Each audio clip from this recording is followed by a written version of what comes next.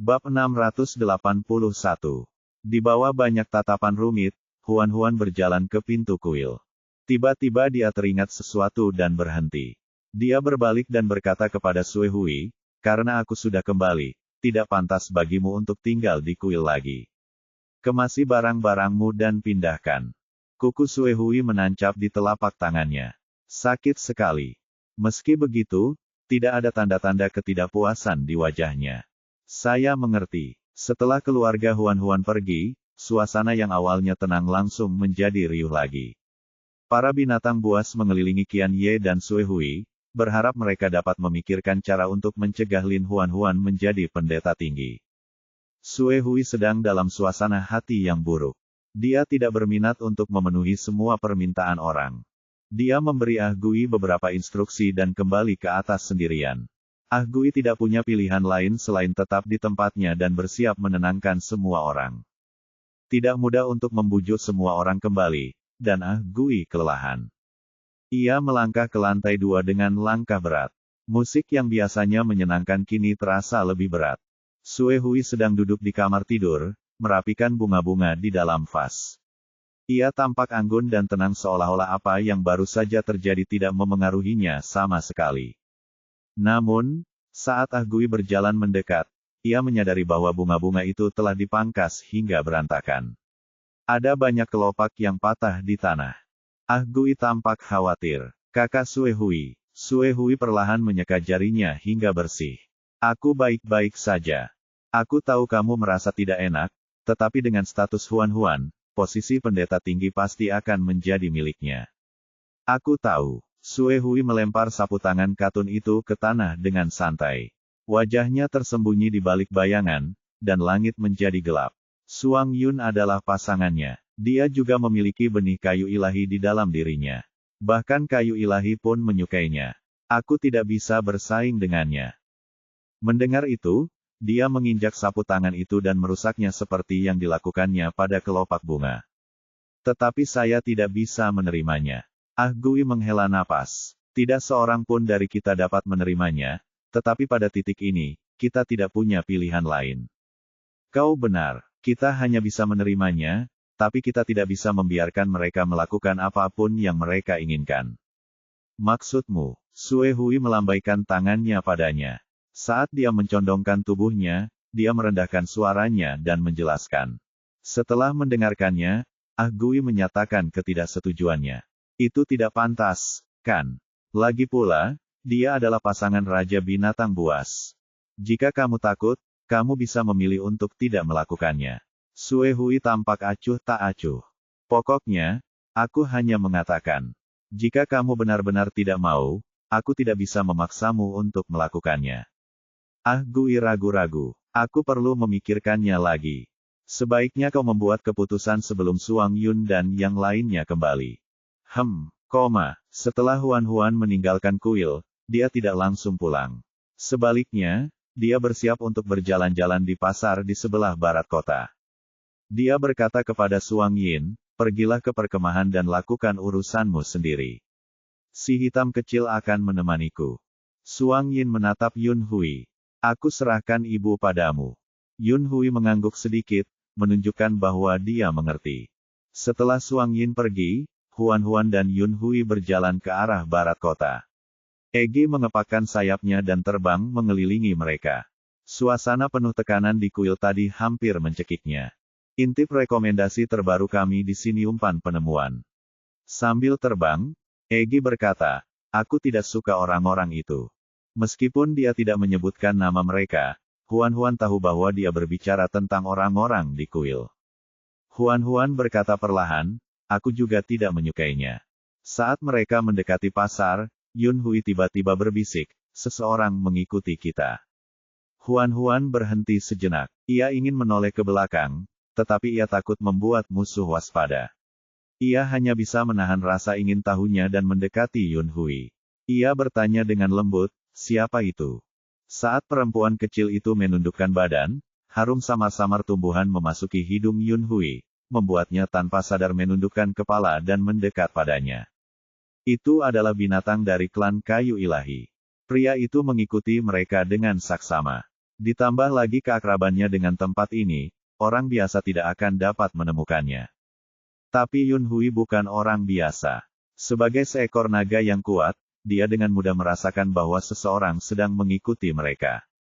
Huan mendecakkan lidahnya. Sepertinya mereka khawatir padaku dan ingin mengawasiku. Apakah kamu ingin aku menjaganya? Membunuh itu terlalu berdarah. Pukul dia sampai pingsan dan lempar dia kembali. Napas Yun Hui mendarat di telinganya, membuatnya merasa mati rasa. Huan tiba-tiba menyadari bahwa dia sangat dekat dengan Yun Hui. Aura hormonal pihak lain mengelilinginya, membuatnya tidak bisa bernapas. Dia sedikit terkejut dan buru-buru mundur. Seekor binatang berlari terburu-buru dan tak sengaja menabrak Huan.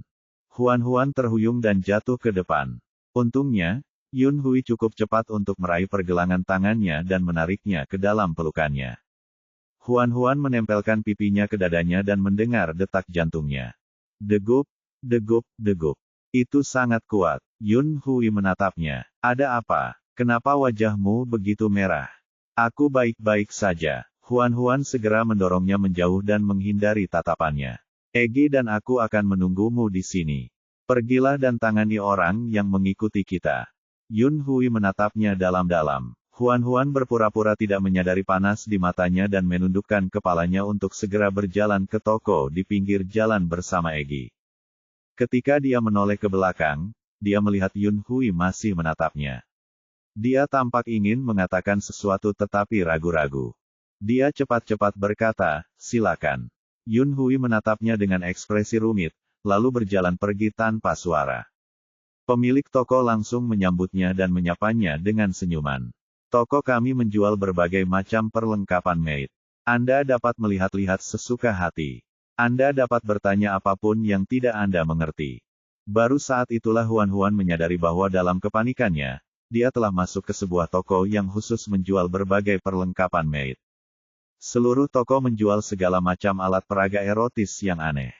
Huan langsung tersipu. Pantas saja Yun Hui menatapnya seperti itu tadi. Apakah dia salah paham bahwa dia ingin membeli alat peraga erotis ini? Pemilik toko tidak dapat melihat wajahnya. Melihat bahwa dia berdiri di sana tanpa berkata apa-apa, dia mengira dia sedang ragu-ragu tentang apa yang akan dibeli. Jadi dia berinisiatif untuk memperkenalkan barang-barangnya kepadanya. Semua ini baru. Ada berbagai bentuk dan ukuran. Apa yang kamu suka? Huan ingin berteriak. Apa-apaan ini? Bentuknya terlalu memalukan. Dia berkata dengan suara gemetar, mengapa barang-barang seperti itu malah dijual di kota? Tentu saja, karena memang dibutuhkan. Banyak binatang di kota ini yang menyukai benda-benda ini. Sejak toko kami dibuka, bisnisnya sangat bagus. Pemilik toko itu membusungkan dadanya dan tampak sangat bangga. Huan ingin berbalik dan pergi, tetapi dia baru saja mengatakan bahwa dia akan menunggu di sini sampai Yun Hui kembali. Jika dia pergi sekarang, bagaimana jika Yun Hui tidak dapat menemukannya ketika dia kembali? Setelah ragu sejenak, dia menguatkan diri dan tetap bertahan. Bab 682. Pemilik toko itu adalah seekor monyet gunung dan tahu bagaimana melakukan sesuatu. Ketika dia melihat Huan berdiri di pintu masuk toko dan tidak tampak akan membeli apapun, dia segera membawa sebuah bangku dan meletakkannya di depannya. Kau sedang menunggu seseorang, bukan? Duduklah dan tunggu. Huan sangat berterima kasih. Terima kasih. Suaranya manis dan lembut. Pemilik toko merasa nyaman mendengarnya, dan senyumnya melebar. Itu hanya masalah kecil. Kau tidak perlu berterima kasih padaku. Secara kebetulan, ada tamu di toko itu. Pemilik toko pun pergi untuk menyambut mereka. Huan duduk di bangku dan memeluk Egi. Dia terus melihat ke jalan di luar pintu, menunggu Yun Hui kembali. Kedua binatang yang baru saja masuk ke toko itu sedang mengobrol sambil berbelanja. Sudahkah kau mendengar? Akan ada pergantian pendeta agung di kota kita. Siapa? Kudengar bahwa Nona Suehui akan digantikan oleh pendamping yang mulia Raja Binatang Buas. Aku tidak tahu seperti apa penampilannya. Aku tidak yakin dia akan secantik Nona Suehui. Ya, aku juga berpikir begitu. Selama bertahun-tahun berkelana, aku belum pernah melihat wanita yang lebih cantik daripada Nona Suehui. Nona Suehui telah menjadi pendeta tinggi selama bertahun-tahun. Pasti sulit baginya untuk tiba-tiba dicopot dari jabatannya, bukan? Itu sudah pasti. Jika pendeta tinggi baru itu tidak mengandalkan fakta bahwa dia adalah pasangan yang mulia Raja Binatang Buas, bagaimana mungkin dia bisa menjadi pendeta tinggi baru di Kota Batu? Hanya saja, Nona Suehui yang malang telah banyak menderita tanpa alasan. Hatiku sakit untuknya. Huan mendengar percakapan antara dua binatang di toko itu dengan jelas. Dia sedikit terkejut. Upacara pelantikan pendeta agung belum diadakan. Bagaimana binatang buas ini tahu bahwa pendeta agung akan diganti? Mungkinkah seseorang sengaja membocorkannya? Huan berpikir sejenak. Klan Kayu Ilahi baru mengetahui hari ini bahwa pendeta agung akan diganti. Sebelumnya, hanya keluarganya, Suehui, dan Gui yang mengetahui hal ini. Keluarganya pasti tidak akan melakukan hal seperti itu. Adapun Suehui dan Gui, dia tidak bisa yakin tentang mereka. Huan tampak berpikir. Dua binatang buas di toko itu selesai berbelanja dan membayar tagihan. Mereka keluar dan melanjutkan diskusi tentang topik itu dengan penuh semangat. Yang Mulia telah hidup selibat selama bertahun-tahun. Saya pikir dia terlalu sibuk dengan pekerjaan untuk mencari pasangan baru. Sekarang, tampaknya dia selalu terobsesi dengan mantan pasangannya. Aku jadi penasaran, apa yang bisa dilakukan oleh pendeta tinggi baru itu hingga membuat Yang Mulia Raja Binatang begitu mencintainya. Aku menduga dia pasti sangat hebat di ranjang. Mungkin dia bisa meremas organ vital Yang Mulia dengan sangat erat. Mereka tertawa terbahak-bahak ketika berbicara. Mereka tidak menyadari bahwa orang yang sedang mereka bicarakan sedang duduk tepat di sebelah mereka. Huan sekarang sendirian dan tidak ingin menarik perhatian. Dia akan berpura-pura tidak mendengar apapun ketika Egi tiba-tiba terbang mendekat. Dia tidak akan pernah membiarkan ibunya dipermalukan seperti ini. Rekomendasi pribadi yang tidak boleh Anda lewatkan umpan penemuan. Egi terbang seperti meriam baja kecil, cakarnya yang tajam menggores wajah kedua binatang itu. 3 luka dalam tertinggal di wajah mereka dan darah langsung mengalir. Kedua binatang itu menjerit kesakitan. Apa-apaan kalian? Beraninya kalian melancarkan serangan diam-diam pada kami. Egi berteriak pada mereka, ibu saya adalah wanita yang sangat baik. Dia jauh lebih baik daripada Suehui. Jika kalian berani menghina ibu saya lagi, saya akan menangkap kalian. Melihat bahwa orang yang menyergap mereka adalah seekor binatang berbulu muda, kedua binatang itu menjadi marah. Mereka menyingsingkan lengan baju dan menerkamnya. Gadis bodoh, aku akan menghajarmu sampai mati. Egi langsung terbang tinggi. Kedua binatang itu tidak bersayap dan tidak bisa terbang. Mereka hanya bisa menatapnya di langit, tetapi mereka tidak bisa melakukan apapun padanya. Egi mengibaskan bulu-bulu emas di tubuhnya dan mengedipkan mata. Ayo, dasar bajingan, pukul aku kalau berani. Kedua binatang itu begitu marah hingga hampir meledak di tempat. Salah satu dari mereka tiba-tiba melihat Lin Huan berdiri di sampingnya dan menyikut temannya di sampingnya. Betina ini pastilah induk dari bayi itu. Ayo kita tangkap dia dan lihat apakah bayi itu masih berani bersikap sombong. Rekannya ragu-ragu. Itu bukan ide yang bagus. Bagaimanapun, dia seorang perempuan. Di era yang sangat berharga ini, tidak peduli seberapa besar kebencian yang ada, binatang jantan biasanya tidak akan menyerang binatang betina. Kita tidak akan membunuhnya. Kita hanya akan menangkapnya dan menakuti si penyu kecil itu. Bagaimanapun, dia tidak bisa menerima kenyataan bahwa dia tergores. Pada saat ini, Huan telah menyadari kemunculan diam-diam kedua binatang itu. Dia berpikir sejenak dan dapat menebak apa yang ingin mereka lakukan. Huan memanggil Little Green. Tanaman merambat bermutasi hijau melesat keluar dan mengikat kedua binatang yang ragu-ragu itu. Kedua binatang itu tidak menyangka wanita mungil di depan mereka ini punya tipu daya seperti itu. Karena terkejut, mereka langsung diikat. Mereka berjuang mati-matian, namun alih-alih terbebas, mereka malah diikat semakin erat oleh tanaman merambat yang bermutasi. Duri-duri halus pada permukaan tanaman merambat itu melukai tubuh mereka. Racun pada duri-duri itu bersentuhan dengan luka-luka itu dan mengalir ke dalam tubuh mereka. Binatang-binatang itu segera merasa pusing dan lemah pada anggota badan mereka. Akhirnya, mereka pingsan. Ketika pemilik toko melihat kedua binatang buas itu hendak menindas Huan-Huan, ia segera berlari untuk meminta bantuan. Tanpa diduga, setelah ia meminta bantuan, ia menyadari bahwa kedua binatang buas itu telah jatuh ke tanah dan tidak bergerak. Adapun anak perempuan kecil yang hampir diganggu tadi, dia berdiri di sana dengan anggun tanpa cedera apapun. Pemilik toko tidak dapat menahan diri untuk tidak terkejut. Yang lebih mengejutkannya adalah Ah Gui datang dengan membawa lebih dari selusin pekerja binatang. Ah Gui pandai berbisnis. Kini, hampir setengah dari pedagang di pasar ini berbisnis dengannya. Kepentingannya yang tak terpisahkan mengikatnya erat dengan pasar ini, jadi begitu dia muncul, banyak pemilik toko keluar untuk menyambutnya. Ah Gui dengan cekatan mendorong pemilik toko ke samping dan segera berjalan mendekati Huan-Huan. Tidak terjadi apa-apa padamu, kan? Egi mendarat di bahu Huan-Huan dan menundukkan kepalanya untuk menyisir bulu-bulunya. Dia bahkan tidak melihat ke arah Ah Gui. Ayahnya telah mengatakan kepadanya bahwa yang terbaik adalah tidak memandang orang yang tidak disukainya. Huan-Huan terkejut karena Ah Gui tiba-tiba muncul. Kenapa kamu di sini? Kudengar kau sendirian di pasar di sebelah barat kota. Aku khawatir kau akan berada dalam bahaya di sini, jadi aku secara khusus membawa beberapa orang untuk melindungimu. Ah Gui berhenti sejenak dan melirik kedua binatang yang tak sadarkan diri itu. Dia mengerutkan kening. Ada apa dengan mereka berdua? Mereka baru saja mengatakan sesuatu yang tidak masuk akal, jadi aku memberi mereka pelajaran. Bab 683. Beraninya kau menindas seorang wanita. Kau benar-benar harus diberi pelajaran. Ah Gui segera meminta pemilik toko di belakangnya untuk menangkap kedua binatang itu. Bawa mereka kembali ke kuil dan hukum mereka dengan hukuman mati karena menindas pendeta tinggi.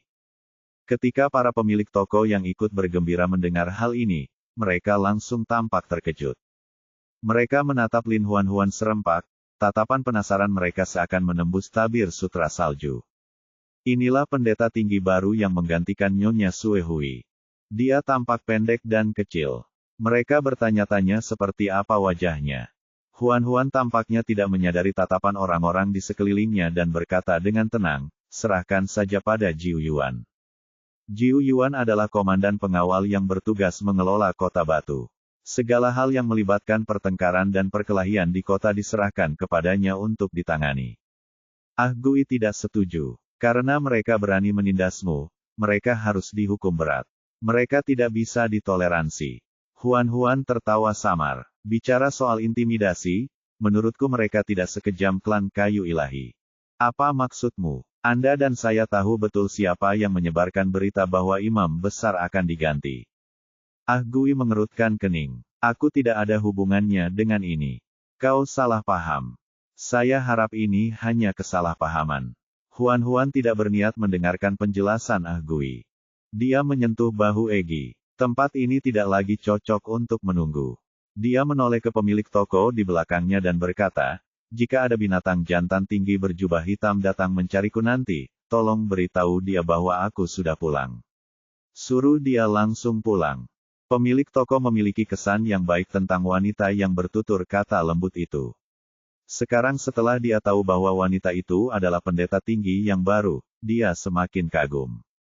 Dia mengangguk cepat. Baiklah, baiklah. Aku pasti akan membantu menyampaikan pesannya. Terima kasih. Huan-Huan hendak membawa Egi pulang ketika Ah Gui mengulurkan tangan untuk menghentikannya. Jari-jarinya tanpa sengaja menarik topi bercadarnya dan mengangkat salah satu sudut cadar sutra salju itu, memperlihatkan separuh wajahnya. Ketika Ah Gui dan binatang buas di belakangnya melihat ini, mereka langsung tercengang di tempat. Mata mereka dipenuhi dengan keheranan yang tak terkendali. Terutama Ah Gui. Tatapan matanya bertemu dengan mata Huan-Huan. Pada saat itu, jiwanya seakan terhantam keras. Pikirannya kosong, dan jantungnya berdebar kencang.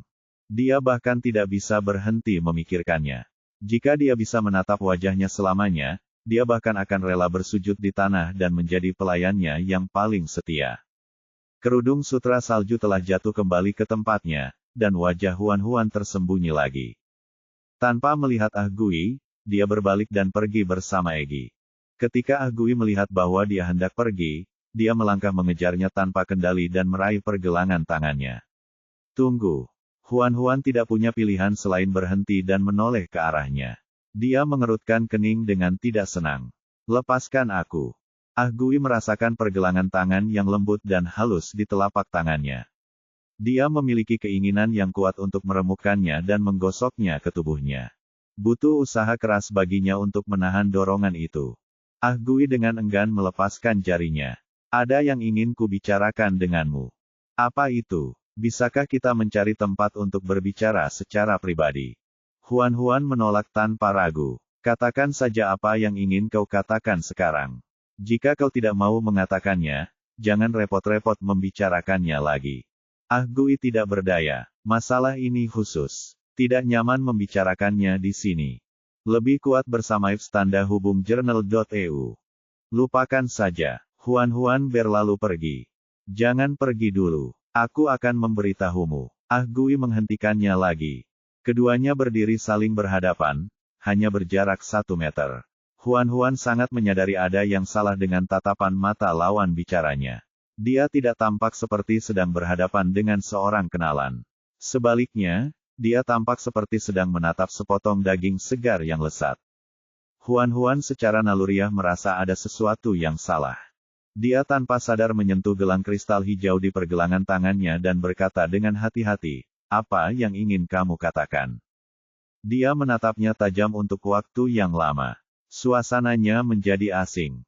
Tepat saat saraf Huan menegang hingga ekstrim, dia melihat Ah Gui tiba-tiba berlutut dengan satu kaki. "Aku ingin melamarmu. Aku harap kamu bisa menjadi jodohku." Huan, hah? Apakah dia salah dengar? Apakah dia baru saja mengatakan ingin menikahinya? Ketika binatang buas di sekitarnya mendengar ini, mereka bersorak keras agar Huan menyetujui lamaran Ah Gui. Ah Gui menatap Huan dengan saksama dan berkata-kata demi kata, "Aku tahu aku masih sedikit lebih rendah dari keempat temanmu yang lain, tetapi aku masih muda. Aku bersedia melakukan yang terbaik untuk meningkatkan kekuatanku demi melindungimu. Selama kamu bersedia menerimaku, aku akan memberikan semua aset yang telah kuperoleh dengan susah payah selama bertahun-tahun." Semua orang terkesiap. Semua orang yang hadir tahu betul seberapa mampu Ah Gui dalam menghasilkan uang. Jika dia bisa mendapatkan semua asetnya, itu sama saja dengan mendapatkan kekayaan yang sangat besar. Semua orang begitu iri hingga mereka berharap bisa melahirkan seorang anak perempuan dan menikahkannya dengan Ah Gui. Huan sedang tidak ingin memperhatikan hal-hal ini. Dia melihat Yun Hui di tengah kerumunan. Dia tidak tahu berapa lama Yun Hui berdiri di sana atau apa yang dipikirkannya setelah mendengar apa yang dikatakan Ah Gui. Dia hanya tahu bahwa matanya terlihat sangat gelap sekarang. Dia merasa bersalah tanpa alasan. Melihat dia terdiam cukup lama, Ah Gui mengira dia masih mempertimbangkannya, jadi dia berinisiatif untuk berkata, "Aku tahu permintaanku ini sangat mendadak. Kamu mungkin tidak bisa langsung menerimanya, tapi tidak masalah. Aku bersedia memberimu waktu untuk mempertimbangkannya." Huan kembali sadar. "Tidak, aku punya 4 teman. Itu sudah cukup. Aku tidak akan mempertimbangkan teman baru." Kekecewaan besar menelanjangi dirinya. Namun dia masih tidak mau menyerah. "Aku mohon padamu untuk tidak menolakku secepat itu. Pikirkan baik-baik. Bahkan jika kamu tidak bisa menerima lamaranku, kamu bisa menjadikanku pengikutmu." Huan masih menggelengkan kepalanya. "Maaf, aku tidak bisa menerimanya." Suara Ah Gui bergetar. "Apakah kamu benar-benar tidak berperasaan?" Awalnya dia tidak memiliki perasaan mendalam terhadap Huan, tetapi pandangan sekilas tadi bagaikan kutukan yang melekat erat pada jiwanya. Sekarang dia mendambakannya seperti orang gila. "Aku tidak punya perasaan romantis padamu. Aku hanya bisa menolak tawaranmu." Huan pura-pura tidak melihat tatapan kesal Ah Gui dan melangkah pergi bersama Egi. Secara kebetulan, dia melihat Yun Hui juga telah berbalik dan pergi. Tanpa berpikir panjang, dia bergegas mengejarnya. "Si hitam kecil, tunggu aku." Yun Hui tidak berbalik, namun dia melambat sedikit. Huan segera mengejarnya. Dia mengamati dengan saksama ekspresi Yun Hui dan melihat bahwa dia terlihat tidak begitu baik. Apakah kamu marah? Yun Hui berkata dengan kaku, iya. Dia mengakuinya tanpa keraguan. Huan merasa sakit kepala. Aku tidak ada hubungannya dengan Ah Gui. Jangan salah paham. Ah Gui menyaksikan Huan dan Yun Hui pergi, ekspresinya sangat gelap. Bab 684. Sepanjang jalan, Huan menjelaskan dirinya kepada Yun Hui, tetapi dia hanya tetap diam. Dia jelas-jelas marah, tetapi dia tidak mau melampiaskan amarahnya. Dia hanya menahannya dan merajuk. Setelah kembali ke rumah, Yun Hui kembali ke kamarnya sendirian. Huan ingin mengikutinya, tetapi dia membanting pintu dan mengurungnya di luar. Yun Hui bersandar di pintu dan menundukkan kepalanya dalam diam. Huan berdiri di luar ruangan dan mendesah tak berdaya. Katakan saja apa yang ingin kau katakan. Jangan simpan sendiri. Suara Yun Hui terdengar sangat teredam melalui pintu. Saya tidak bahagia. Huan mengangguk. Ya, siapapun yang punya mata bisa tahu kalau kamu tidak bahagia. Orang itu tidak cukup baik untukmu. Meski dia tidak menyebut nama siapapun, Huan tahu bahwa dia sedang berbicara tentang Ah Gui. Dia berkata dengan serius, aku tidak menyukainya. Aku tidak akan menyetujui lamarannya. Lalu apakah kamu menyukaiku? Tanya Yun Hui. Aku suka padamu. Aku sangat menyukaimu. Huan mengakuinya dengan sangat mudah. Namun, Yun Hui tidak merasa terlalu senang.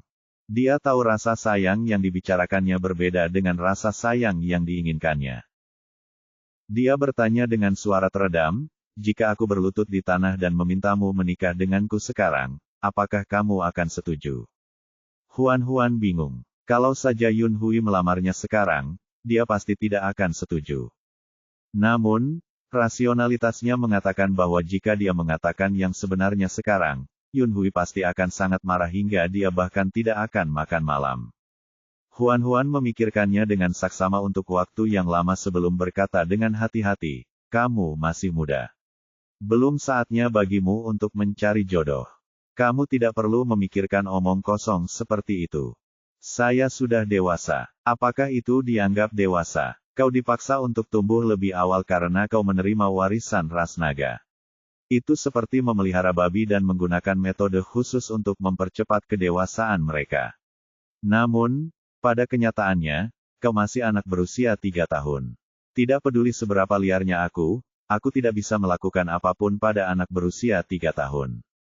Yun Hui menjadi semakin marah. Siapa yang kau panggil babi? Huan menyentuh hidungnya. Ahem, aku hanya membuat analogi. Aku tidak bermaksud menyebutmu babi. Pintu terbuka, memperlihatkan sosok Yun Hui yang tinggi.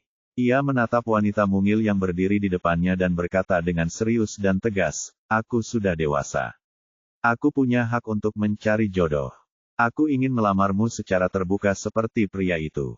Huan merasa seperti anak kecil yang ingin makan permen tetapi tidak bisa. Semakin dia tidak memberinya permen, semakin dia menginginkannya. Dia bertanya dengan putus asa, tahukah kamu apa artinya melamar? Tahukah kamu apa itu cinta sejati?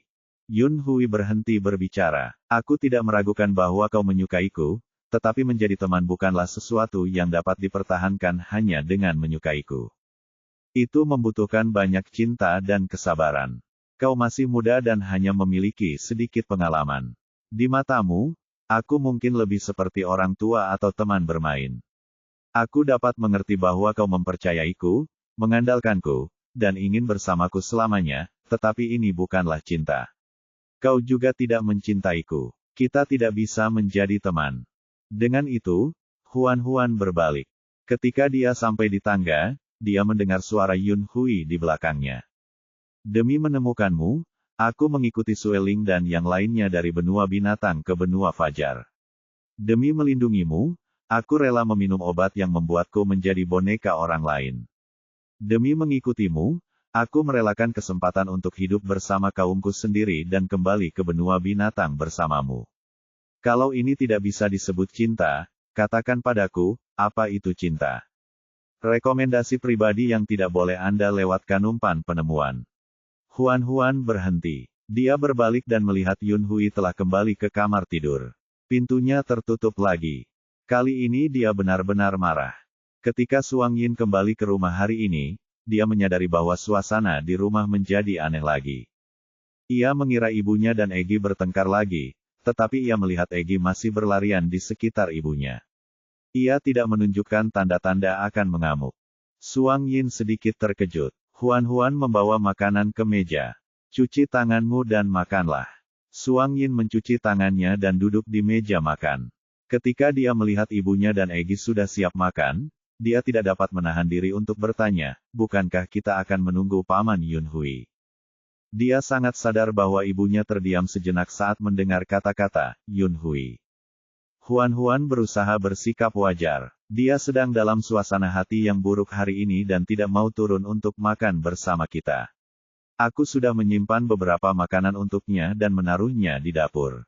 Setelah selesai makan, bawakan piring-piring itu ke atas untuknya. Oh, Suang Yin yakin bahwa ibunya pasti memiliki konflik dengan Yun Hui. Dia memandang Egi, ingin mendapatkan beberapa informasi darinya. Sebelum dia sempat bicara, Huan mengetuk meja. Fokus saja pada makananmu dan jangan bicara omong kosong. Kedua putrinya tidak punya pilihan selain diam dan makan dengan patuh.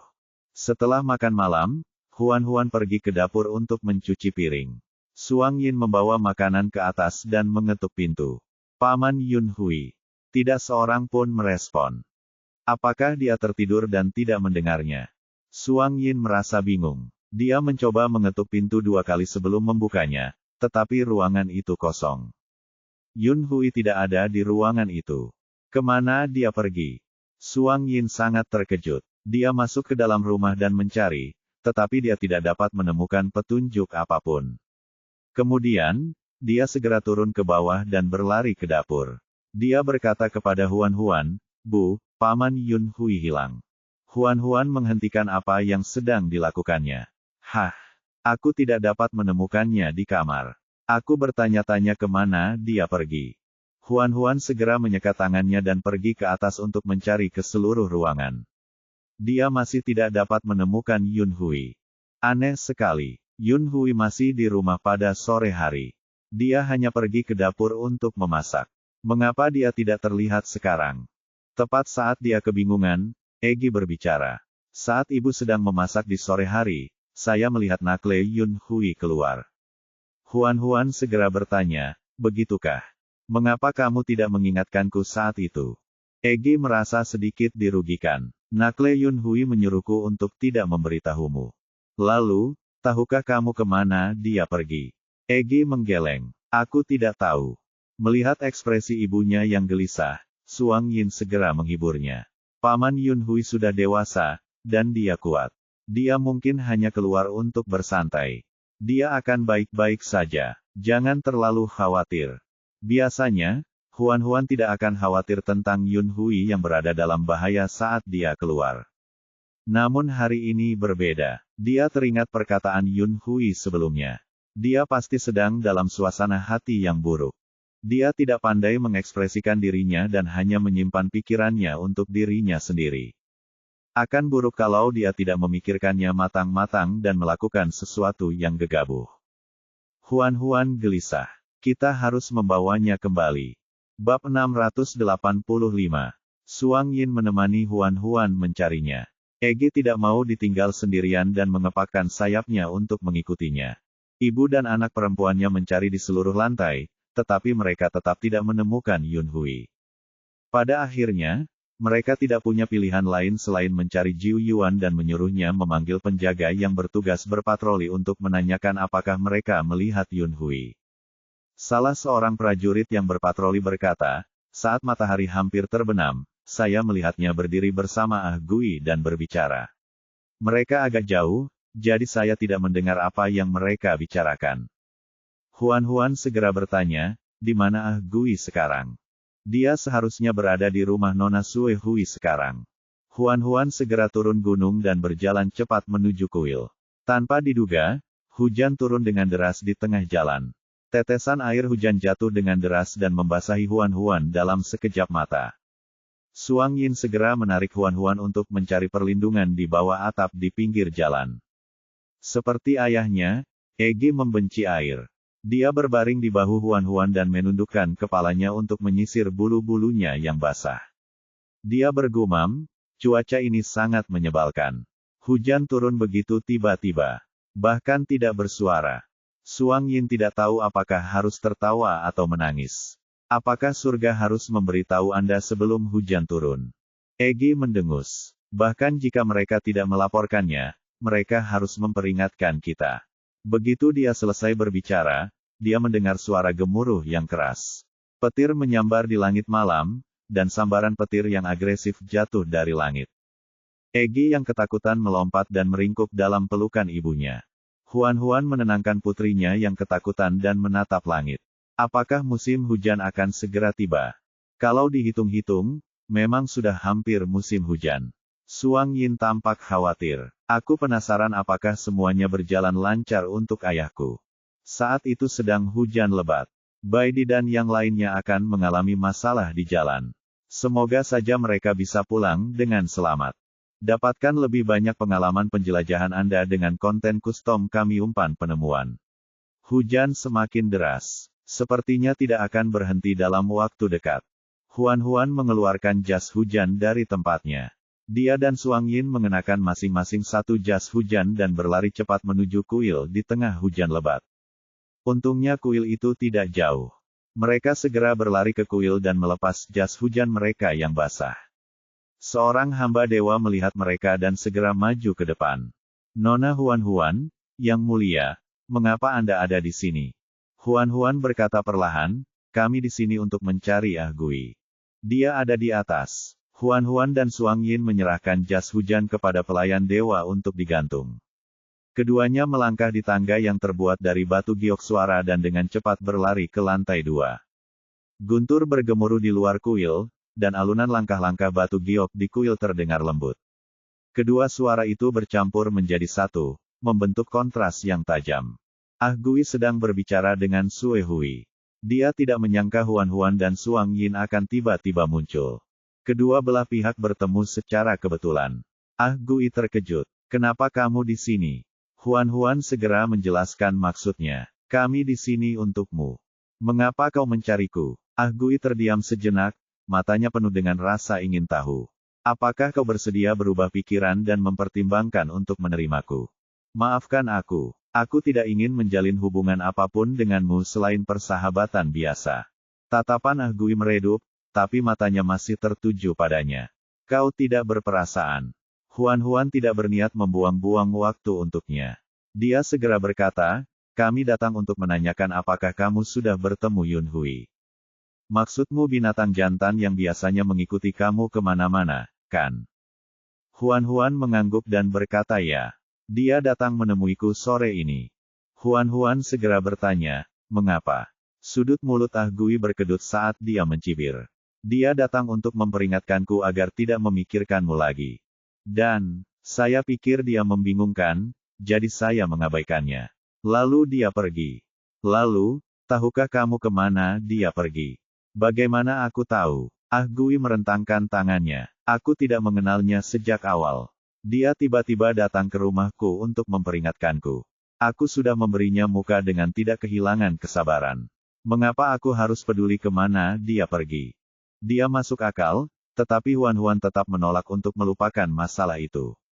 Setelah kalian berpisah, ke arah mana kamu melihatnya pergi? Menurutku itu gunung belakang. Gunung di belakangnya adalah hutan bambu.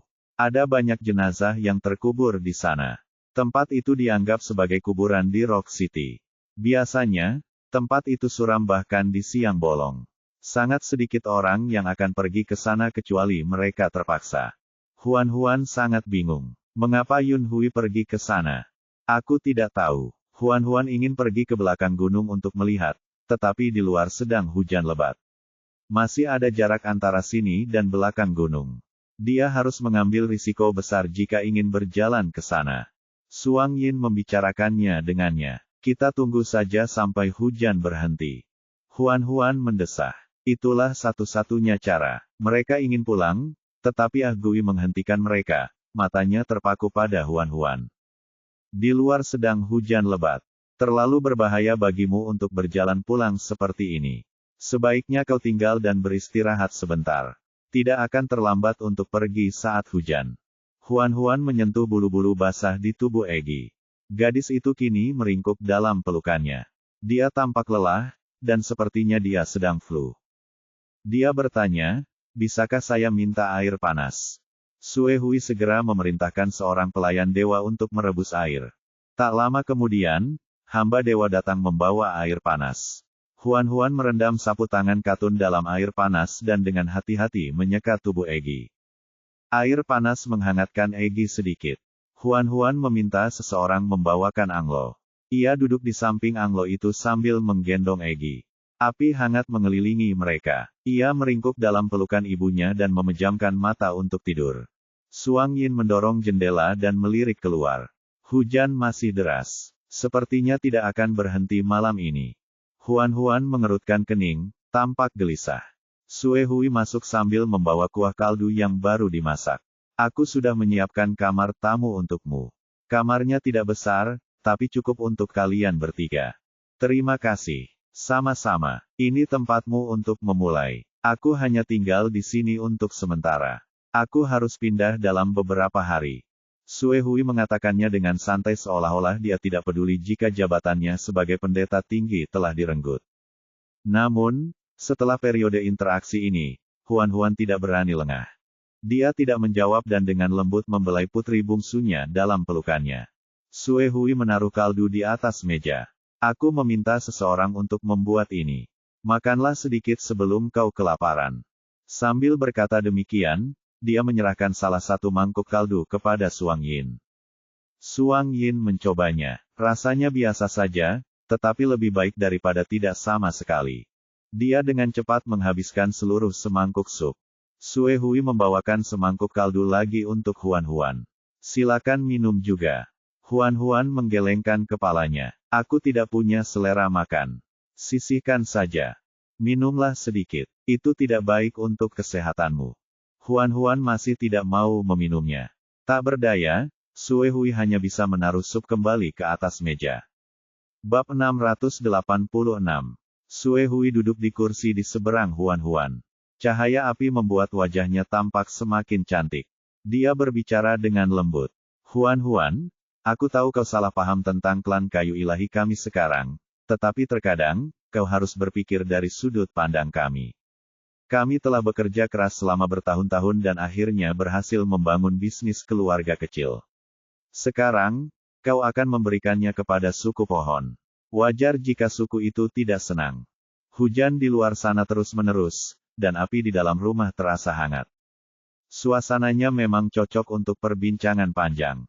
Huan menatap putri bungsunya dalam pelukannya dan berkata dengan lembut, orang-orang pohon sangat pandai menanam.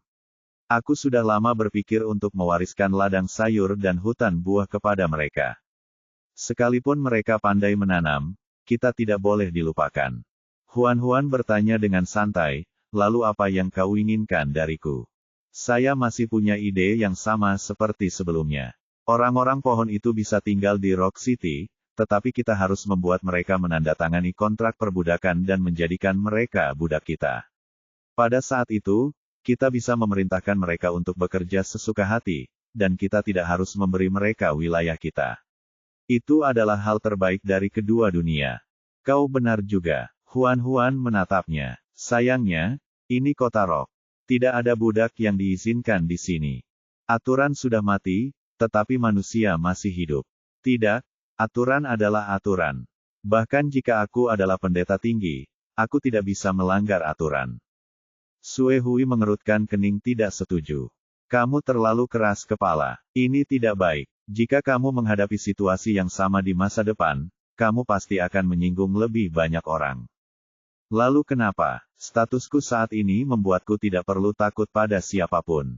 Sue Hui terdiam. Sue Hui tidak dapat membujuk Huan untuk berubah pikiran mengenai masalah suku pohon, jadi Sue Hui hanya dapat mengubah topik pembicaraan.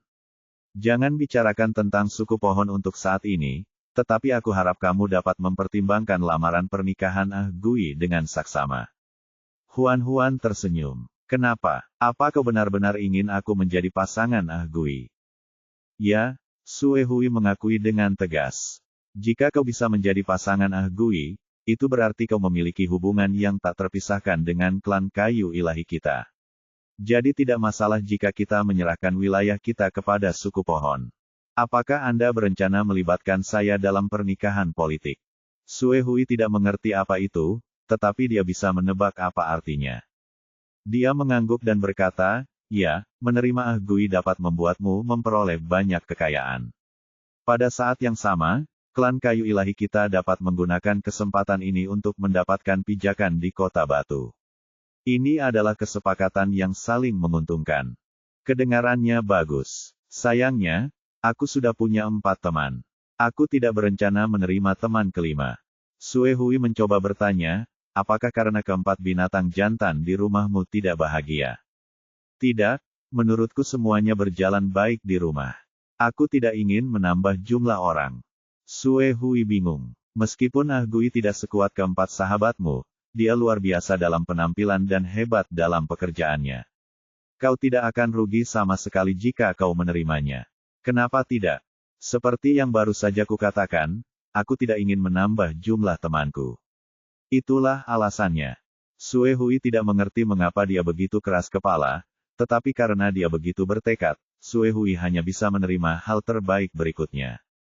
Jika kamu tidak mau menerima Ah Gui, bagaimana dengan Suang Yin? Dia sudah cukup umur untuk menikah dan cukup cocok dengannya. Mengapa kita tidak membiarkan mereka berdua menikah? Huan tidak menyangka Sue Hui punya rencana terhadap putri sulungnya. Namun, dia tidak menolaknya secara langsung. Sebaliknya, dia menoleh untuk melihat Suang Yin, yang berdiri diam di sampingnya. Bagaimana menurutmu tentang Ah Gui? Apakah kamu bisa menerimanya? Alih-alih menjawab, Suang Yin malah bertanya, bisakah dia mengalahkanku? Mendengar ini, ekspresi Sue Hui langsung menjadi tak terlukiskan. Huan bertanya padanya, bisakah Ah Gui mengalahkan Big Gudi? Petik 2. Dia tidak bisa mengalahkannya di masa lalu. Bagaimana sekarang? Dia mungkin tidak bisa mengalahkannya. Ekspresi Huan langsung menjadi tak terlukiskan. Suang Yin berhenti bicara. Ada sederet kata di wajahnya. Mereka yang tidak bisa mengalahkanku adalah sampah. Bagaimana sampah bisa dianggap sebagai pasangannya? Huan memberi instruksi kepada Sue Hui dengan sangat serius, biarkan Ah Gui bekerja keras untuk meningkatkan kekuatannya. Aku harap dia bisa mengalahkan Big Gudi secepat mungkin. Sue Hui merasa bahwa tugas ini masih jauh dari selesai. Peluang untuk menyelesaikannya sangat kecil. Lamaran pernikahan ditunda. Meskipun Sue Hui marah, dia tidak bisa berbuat apa-apa. Huan dan Suang Yin tidak mau menerima Ah Gui. Dia juga tidak bisa memaksa mereka untuk menjadi pasangannya. Istirahatlah dengan baik. Aku pergi dulu. Sue Hui bangkit dan berjalan keluar.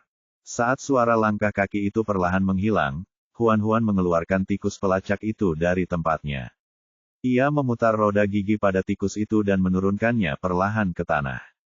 Dia mengambil selimut yang pernah digunakan Yun Hui dan melambaikannya di depan tikus pelacak. Tikus pelacak itu mengendus bau di selimut. Matanya bergerak cepat, lalu ia berlari keluar ruangan untuk melacak Yun Hui. Huan tidak tahu apakah tikus pelacak itu bisa menemukan Yun Hui. Jadi dia hanya bisa berharap surga akan menunjukkan belas kasihan. Suang Yin berkata, sudah malam. Bagaimana kalau kita istirahat juga? Ketiganya berjalan ke kamar tamu. Tempat tidur itu panjangnya lebih dari 1,5 meter, dan cukup luas untuk mereka. Huan memeluk Egi dan tidur di tempat tidur, sementara Suang Yin menempati tempat yang paling dekat dengan pintu. Dia berbalik ke samping, menghadap ke arah pintu. Tanpa disadari, rasa kantuk yang kuat menyerangnya. Suang Yin mencoba membuka matanya, tetapi pada akhirnya, dia tidak dapat mengendalikan kelopak matanya. Dia tanpa sadar menutup matanya dan tertidur lelap. Huan masih terjaga karena ada sesuatu yang dipikirkannya. Pada saat itu, tikus pelacak kembali. Ia berlari ke tempat tidur dan mencicit ke arah Huan. Huan melihat sesuatu jatuh dari mulutnya. Dia mengambilnya dan melihat bahwa itu adalah sepotong kecil kain dari pakaian Yun Hui. Tikus pelacak telah menemukan Yun Hui. Huan sangat gembira. Ia duduk dan mendorong putri sulungnya ke sampingnya. Big Goody, bangun. Namun, Suang Yin tidur sangat nyenyak. Bahkan setelah disikut beberapa kali, dia tetap tidak bergerak. Huan akhirnya merasakan ada sesuatu yang salah. Suang Yin adalah binatang yang waspada. Biasanya, saat tidur di malam hari, dia akan langsung bangun jika ada gerakan. Tetapi malam ini, dia bahkan tidak bisa membangunkannya. Huan pertama-tama menyentuh arteri karotis Suang Yin untuk memastikan apakah arteri itu berdetak normal dan tidak ada penyumbatan. Dia menghela napas lega, lalu mencubit Suang Yin. Sayangnya, itu tidak ada gunanya.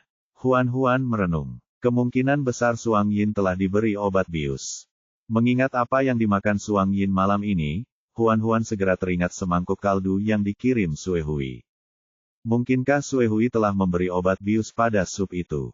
Huan bingung. Dia hendak meramu penawar racun untuk Suang Yin ketika dia mendengar suara langkah kaki di luar ruangan.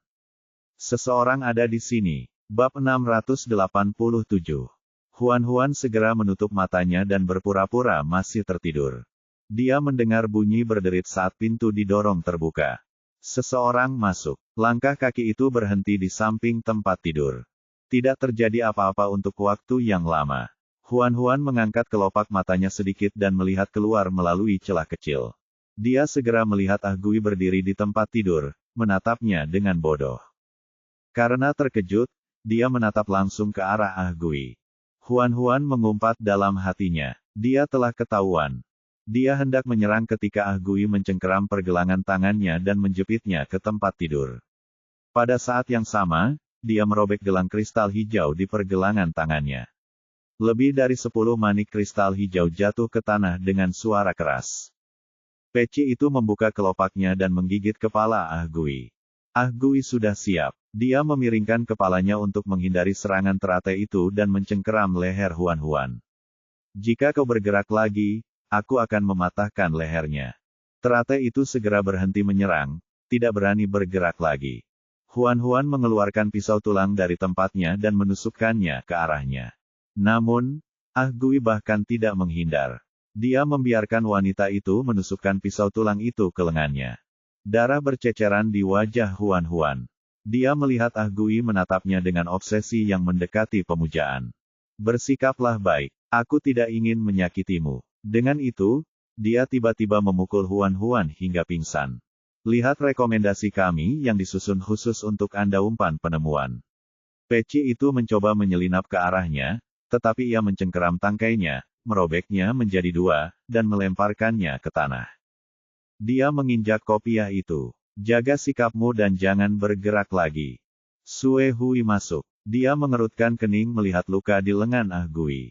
Kau baru saja mengikatnya. Kenapa kau dalam kondisi menyedihkan seperti ini? Ah Gui mengabaikannya dan menatap Huan dalam pelukannya. Sue Hui memperhatikan tatapannya. Tatapannya bagaikan serigala liar yang telah lapar selama puluhan tahun melihat daging segar. Ia ingin menelan perempuan kecil itu dalam pelukannya. Sue Hui merasa dia dalam keadaan aneh. Kapan kamu jadi begitu peduli padanya? Sikapnya terhadap Huan hari ini jelas acuh tak acuh. Mengapa dia tiba-tiba begitu tergila-gila padanya? Ah Gui menjulurkan ujung lidahnya dan menjilati darah di wajah Huan. Tidakkah menurutmu dia cantik? Dia begitu cantik sehingga begitu aku melihat wajahnya, aku tidak bisa menahan keinginan untuk melahapnya tanpa membiarkan siapapun melihatnya. Bahkan Sue Hui, yang juga seorang wanita, harus mengakui bahwa wajah Huan memang sangat cantik. Dia menghubungkan perubahan Ah Gui dengan kecintaan semua orang pada kecantikan. Selain itu, dia adalah pria muda yang energik. Mudah baginya untuk tergoda oleh wanita muda dan cantik. Ayo pergi. Ayo kita bawa Huan keluar dari sini sebelum Suang Yin bangun. Ah Gui sekarang fokus pada Huan. Tanpa melihat ke arah Suang Yin, dia melangkah keluar sambil menggendong Huan. Egi sudah bangun. Ketika dia melihat ibunya dibawa pergi, dia segera mengepakkan sayap kecilnya dan terbang, ingin merebut ibunya kembali. Sue Hui mengulurkan tangan dan meraih Egi, lalu memasukkannya ke dalam kantong kulit. Dia mengikat kantong itu erat-erat dengan tali. Egi berusaha mati-matian untuk masuk ke dalam karung, tetapi sia-sia. Dapatkan lebih banyak pengalaman penjelajahan Anda dengan konten custom kami umpan penemuan. Sue Hui melihat bunga teratai yang sekarat di tanah dan berhenti sejenak. Sayang sekali, bunga yang begitu indah. Sambil berkata demikian, dia menenteng tas berisi Egi dan melangkah tanpa ampun melewati peci itu. Ketika semuanya habis, kopia itu berjuang untuk bangkit dari tanah. Ia membuka kelopaknya yang terluka dan dengan lembut menggigit lengan Suang Yin. Rasa sakit membangunkan Suang Yin dari tidurnya. Dia duduk dan sangat terkejut melihat teratai yang memar dan manik-manik kristal hijau bergelinding di mana-mana. Apa yang terjadi? Si topi tengkorak berkata dengan susah payah, itu Sue Hui dan Ah Gui. Mereka menyambar ibu dan Egi. Sue Hui dan Ah Gui hanya tahu bahwa ia mendengarkan Huan-Huan, tetapi mereka tidak tahu bahwa ia dapat berbicara bahasa manusia. Kalau saja mereka mendengarnya berbicara sekarang, mereka pasti akan membunuhnya. Suang Yin sangat marah ketika mendengar ini. Dia mengambil kopiah itu dan meletakkannya di bahunya. Dia mengambil kristal-kristal hijau yang berserakan dan menaruhnya di sakunya. Dia segera berlari keluar kamar dan bergegas ke kamar tidur tempat Sue Hui menginap. Namun, dia menyadari bahwa kamar tidur itu kosong. Ketika Huan-Huan terbangun, dia mendapati dirinya terbaring di sebuah kotak kayu panjang. Kalau saja di dunia ini tidak ada peti mati, dia pasti sudah curiga kalau dirinya telah dimasukkan ke dalam peti mati. Tangan dan kakinya terikat erat dengan tali. Dia tidak bisa bergerak, dan mulutnya disumpal. Dia tidak bisa bersuara. Suara si kecil berat terdengar di benaknya. Sekarang ada kabar baik dan kabar buruk. Kabar mana yang ingin kamu dengar lebih dulu? Huan-Huan tidak berekspresi. Baru saat itulah si kecil berat ingat. Aku hampir lupa. Kamu tidak bisa bicara sekarang. Biar aku beritahu kabar buruknya dulu, kamu telah diculik. Huan-Huan berpikir dalam hati, aku tidak perlu kau katakan bahwa aku telah diculik. Kabar baiknya adalah Little Black ada di dekat sini. Huan-Huan segera bersemangat. Di mana dia? Seperti Anda, dia dikurung di dalam kotak. Dia terluka dan diberi obat bius. Dia tidak bisa bergerak bebas untuk sementara waktu. Huan-Huan sangat khawatir akan keselamatannya. Si kecil berat berpura-pura misterius. Apakah kamu ingin tahu di mana kamu sekarang? Huan-Huan mengangguk penuh semangat. Anda telah dimasukkan ke dalam kotak dan dicampur dengan barang-barang yang akan meninggalkan Rock City. Anda sudah dalam perjalanan menuju Dark Moon City. Huan-Huan sangat bingung. Mengapa kota bulan gelap? Si kecil menebak pikirannya dan terus menjawab keraguannya. Karena Ah Gui ingin mengantarkan barang ke kota bulan gelap dan menyembunyikanmu di sana. Kota bulan gelap jauh dari kota batu. Jika dia bersembunyi di kota bulan gelap, bahkan jika Baidi, Suang Yun, dan Sueling kembali, mereka mungkin tidak dapat menemukannya. Huan-Huan langsung panik. Dia tidak ingin pergi ke kota bulan gelap. Bocah kecil memberinya saran. Ah Gui memberimu obat bius. Dengan dosis itu, cukup untuk membuatmu pingsan selama 10 hari. Dia tidak tahu bahwa fisikmu istimewa dan kau kebal terhadap semua racun, jadi kusarankan kau jangan biarkan dia tahu bahwa kau bangun pagi-pagi. Tak lama kemudian, tutup kotak itu terbuka. Huan-Huan segera menutup matanya dan berpura-pura masih tertidur. Ah Gui berdiri di samping kotak itu dan menatap wajahnya dengan linglung. Kamu sangat cantik. Dia begitu cantik sehingga saat dia melihatnya, dia tidak dapat menahan keinginannya untuk memilikinya. Sue Hui membawakannya obat. Beri dia makan. Ah Gui membantu Huan-Huan berdiri, membuka mulutnya, dan menuangkan obat ke tenggorokannya. Sue Hui berdiri di samping dan menatap mereka. Aku menambah dosisnya, katanya. Dia tidak akan bangun sampai kita mencapai kota bulan gelap. Ah Gui menjawab dengan santai, Mehem. Setelah kamu sampai di kota bulan gelap, ingatlah untuk mengikuti rencana. Jangan ungkapkan keberadaanmu. Aku akan memikirkan cara untuk menyebarkan rumor di kota batu. Aku hanya akan mengatakan bahwa Huan-Huan diculik oleh Yun Hui. Saat itu, semua orang akan memusatkan perhatian mereka pada Yun Hui. Sampai di sini saja yang bisa kukirimkan kepadamu. Hati-hati di jalan. Aku harus kembali. Bab 689. Tepat saat mereka hendak berpisah, Ah Gui mengalihkan pandangannya dari Huan Huan sejenak. Ia menatap Sue Hui. Jangan kembali. Ikutlah dengan kami. Tidak, jika kita berdua pergi, apa yang akan terjadi pada orang-orang kita yang lain? Aku tidak bisa mengabaikan mereka. Tapi Suang Yin tidak mudah dibodohi. Jangan khawatir. Suang Yin minum bubuk penenangku. Dia tidur nyenyak. Dia tidak tahu siapa yang membawa pergi Huan Huan. Jika saatnya tiba, aku hanya perlu mengatakan bahwa Yun Hui yang membawa pergi Huan Huan. Dia tentu akan mengejar Yun Hui untuk menanyakan tentangnya. Sue Hui menyerahkan kantong kulit itu kepada Ah Gui. Jika Huan Huan tidak mendengarkanmu saat dia bangun, ancam dia dengan Egi. Ah Gui mengambil tas kulit itu. Kalau begitu, jaga dirimu baik-baik. Saya akan pergi sekarang. Hujan masih turun, tetapi jauh lebih ringan dibandingkan tadi malam. Tetesan air hujan yang halus jatuh ke Huan Huan, membasahi rambutnya. Ketika Ah Gui menyadari hal ini, ia segera dan hati-hati menyeka air dari wajahnya. Ia tampak seperti sedang melayani harta yang paling berharga di dunia. Dia mengembalikan Huan Huan ke dalam kotak dan menutupnya. Ah Gui memberi isyarat, dan kafilah besar itu terus maju. Sue Hui berdiri sendirian dalam jubah panjangnya yang berwarna krem dan memperhatikan mereka pergi. Huan Huan, jangan salahkan aku karena tidak berperasaan. Lihat rekomendasi kami yang disusun khusus untuk Anda umpan penemuan. Kamu hanya bisa menyalahkan dirimu sendiri karena bersikap tidak berperasaan.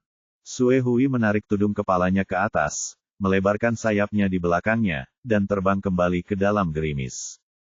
Begitu dia kembali ke kota batu, dia bertemu dengan Suang Yin dan Shen Yan yang berdiri di gerbang kota.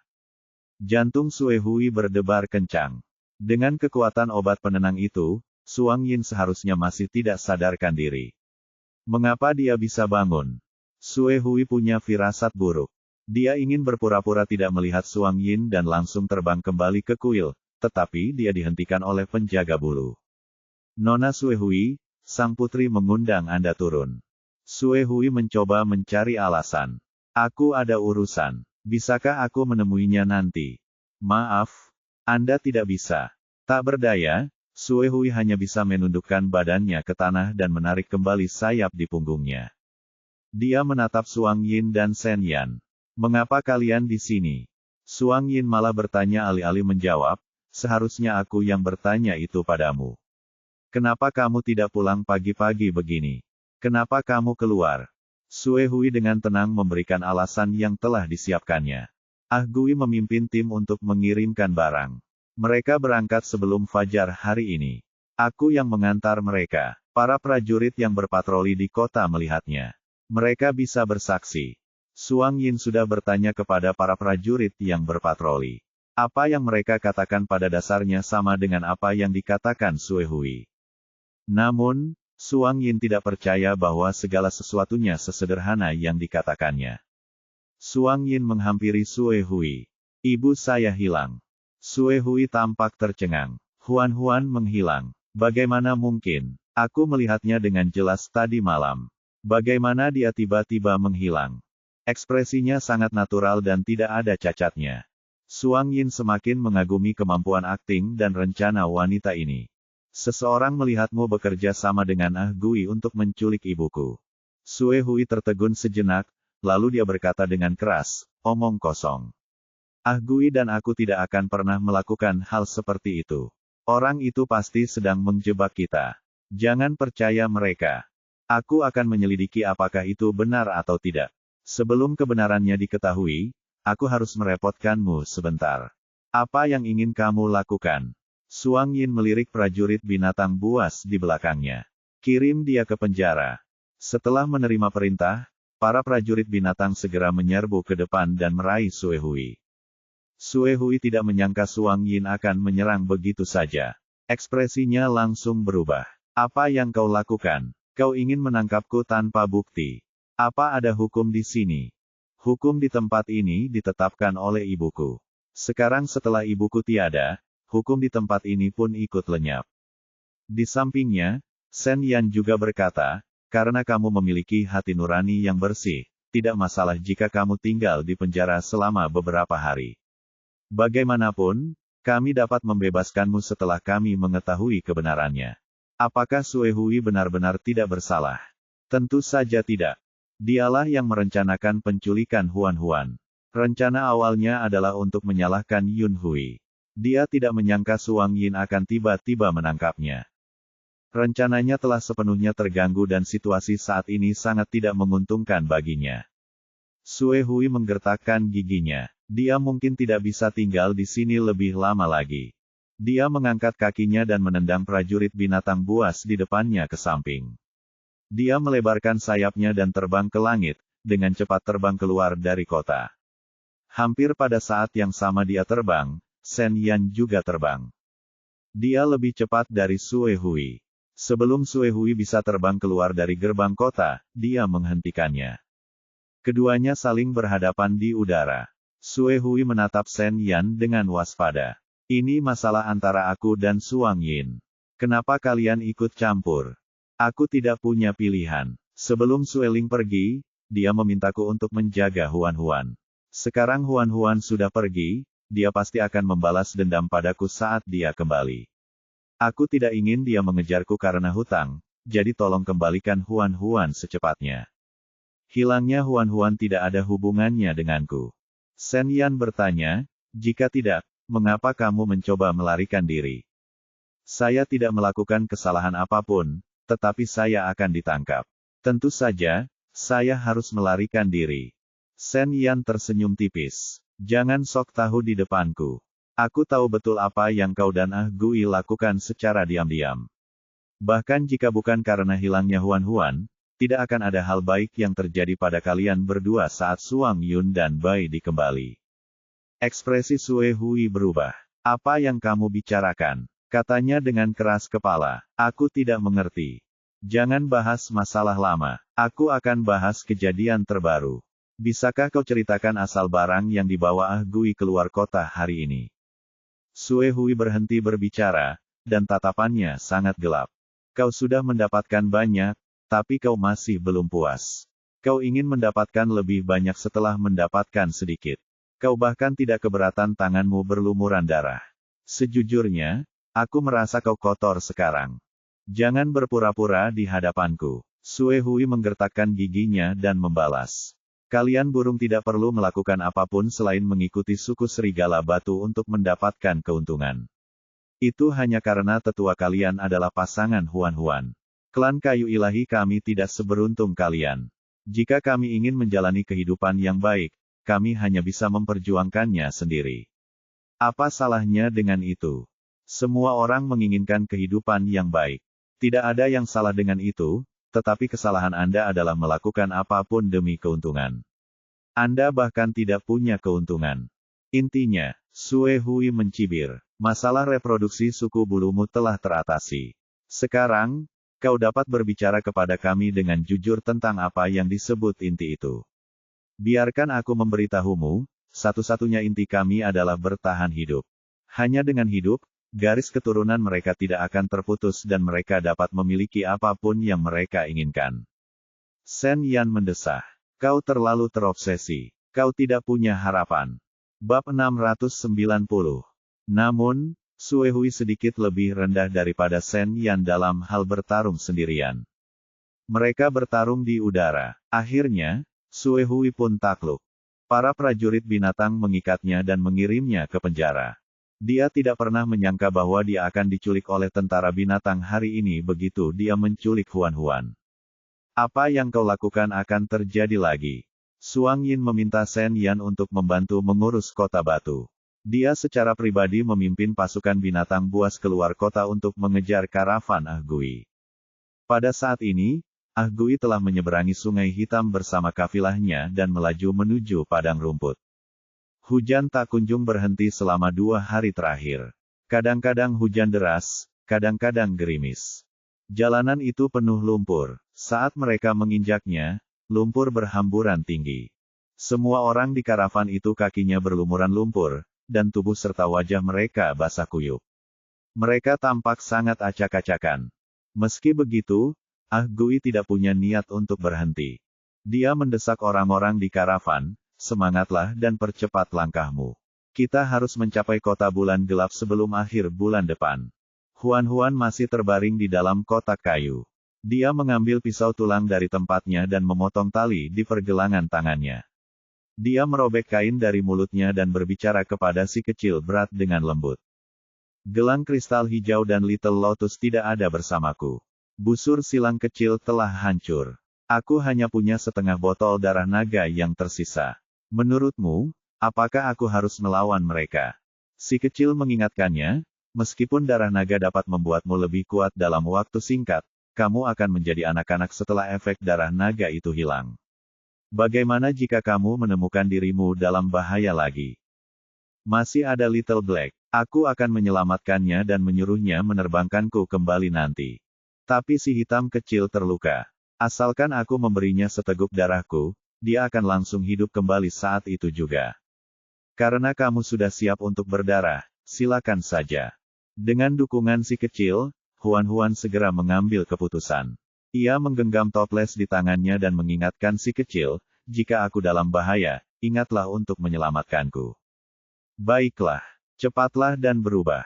Bunuh para jalang kecil itu. Si kecil berat bahkan lebih bersemangat darinya. Setelah menempuh perjalanan selama 4 hari, mereka menyatakan bahwa mereka tidak sanggup lagi. Ditambah dengan hujan lebat, jalan semakin sulit untuk dilalui. Gui hanya bisa mengumumkan bahwa mereka akan berhenti untuk beristirahat. Mereka menemukan gua di dekatnya yang dapat melindungi mereka dari angin dan hujan. Ada lebih dari 20 kotak kayu dengan berbagai ukuran di seluruh tim. Hanya kotak kayu berisi Huan yang dibawa ke dalam gua. Kotak-kotak kayu lainnya semuanya dibuang ke samping di pintu masuk gua dan tertiup angin dan hujan. Orang-orang itu menyalakan api dan memakan daging kering dengan air panas. Mereka ngobrol sambil makan. Bos, kita punya banyak barang dalam kelompok ini. Jika kita bisa menjual semuanya di kota bulan gelap, kita pasti akan menghasilkan banyak uang kali ini. Gui ingin menyuapi Huan Dendeng, tetapi dia ingat bahwa Huan sekarang tidak sadarkan diri. Dia jelas tidak bisa makan apapun. Selain itu, ada banyak pekerja yang menonton. Dia tidak ingin mereka melihat wajah Huan. Huan yang cantik hanya bisa menjadi miliknya. Sambil memakan dendeng itu, Gui berkata sambil linglung, kalau kita dapat banyak uang, kalian pasti juga dapat untung. Dengan kata-katamu, kami saudara-saudara merasa lega. Seseorang melihat cuaca di luar dan merasa khawatir. Musim hujan telah tiba. Akhir-akhir ini hujan turun setiap hari. Aku ingin tahu apakah barang-barang di dalam kotak itu dapat bertahan sampai kita tiba di kota bulan gelap. Rekannya di sampingnya berkata dengan santai, mari kita buka kotak-kotak itu dan memeriksanya nanti. Jika kita melihat seseorang sakit, kita akan mengeluarkannya untuk mencegah mereka menyebarkan penyakit kepada orang lain. Huan, yang sedang meringkuk di dalam kotak, menajamkan telinganya dan menempelkannya ke kotak kayu itu. Dia bisa mendengar percakapan mereka dengan jelas. Dia merangkai beberapa kata kunci dan memikirkannya secara matang. Pengiriman yang mereka bawa masih hidup, dan jumlahnya banyak. Makhluk hidup bisa sakit karena hujan. Dan mereka baru saja menyebutkan yang lainnya. Inti persoalannya adalah kata, siapapun. Sebuah pemikiran berani muncul di benak Huan. Mungkinkah makhluk hidup yang dikirim ke kota bulan gelap adalah manusia? Mereka membeli dan menjual orang. Kota Rock jelas-jelas melarang penjualan manusia, tetapi Gui dan yang lainnya masih berani melakukannya. Mereka benar-benar melanggar hukum. Si kecil mengingatkannya, dari kelihatannya, ini seharusnya bukan pertama kalinya mereka membeli dan menjual orang. Huan menggertakkan giginya karena marah. Bajingan-bajingan ini, aku pasti akan membuat mereka membayar. Butuh banyak usaha baginya untuk menahan amarahnya. Dia belum bisa menyerang. Dia tidak bisa gegabah. Huan menarik napas dalam-dalam untuk menenangkan dirinya. Beberapa pekerja berjalan keluar gua bersama-sama, membuka kotak kayu, dan memeriksanya satu persatu. Seperti yang diharapkan Huan, kotak-kotak ini berisi orang-orang yang masih hidup. Karena kelaparan dan kedinginan yang berkepanjangan, semua binatang itu pucat dan kurus. Mereka meringkuk di dalam kota-kota dan menggigil kedinginan, tetapi lidah mereka telah dipotong, sehingga mereka tidak dapat bersuara. Ketika mereka melihat para pekerja itu, mereka tampak seperti melihat setan. Mereka ketakutan. Beberapa binatang yang sangat lemah pingsan karena shock. Mereka dibawa oleh orang-orang itu dan dikunci di dalam kandang. Kandang itu tidak memiliki penutup sama sekali. Hujan dingin langsung menerpa mereka, menyebabkan suhu tubuh mereka turun lebih cepat. Orang-orang itu kembali ke gua sambil bergumam. Jika mereka akan mati, mari kita berikan saja mereka pada hewan liar di sini. Mereka tidak akan menularkan penyakitnya kepada orang lain. Di mata mereka, binatang buas itu bukanlah jenis mereka sendiri melainkan sekelompok domba yang menunggu untuk disembelih. Hari sudah mulai malam. Kecuali seorang pria yang bertugas malam di pintu masuk gua, semua orang tertidur di dinding batu. Huan mendengarkan dengan saksama untuk waktu yang lama dan memastikan bahwa yang dia dengar hanyalah dengkuran dan hujan. Dia mengambil toples itu dan menuangkan seteguk darah naga ke dalam mulutnya. Suatu kekuatan dahsyat segera meledak dalam tubuhnya. Dia merasakan darahnya mendidih. Huan mengepalkan tangannya. Di dalam kotak yang remang-remang itu, dia samar-samar bisa melihat sisik-sisik halus di punggung tangannya. Tidak ada kunci di era ini. Dia mengulurkan tangan dan mendorong tutupnya agar terbuka dengan mudah. Dia memanjat keluar dengan lincah dan mendarat dengan kedua kakinya. Lelaki yang duduk di pintu masuk gua itu sepertinya merasakan sesuatu. Ia berbalik dan melihat ke dalam gua. Ia melihat sesosok-sosok melintas di depannya seperti hantu. Sebelum dia bisa melihat pihak lain dengan jelas, lehernya dipatahkan tanpa ampun. Huan melepaskan pria itu dan berbalik untuk bergegas menuju pemimpin kelompok ini, Ah Gui. Dalam tidurnya, Ah Gui merasakan bahaya mendekat. Dia segera membuka matanya. Pada saat yang sama, dia secara naluriah berguling ke samping, menghindari serangan diam-diam Huan.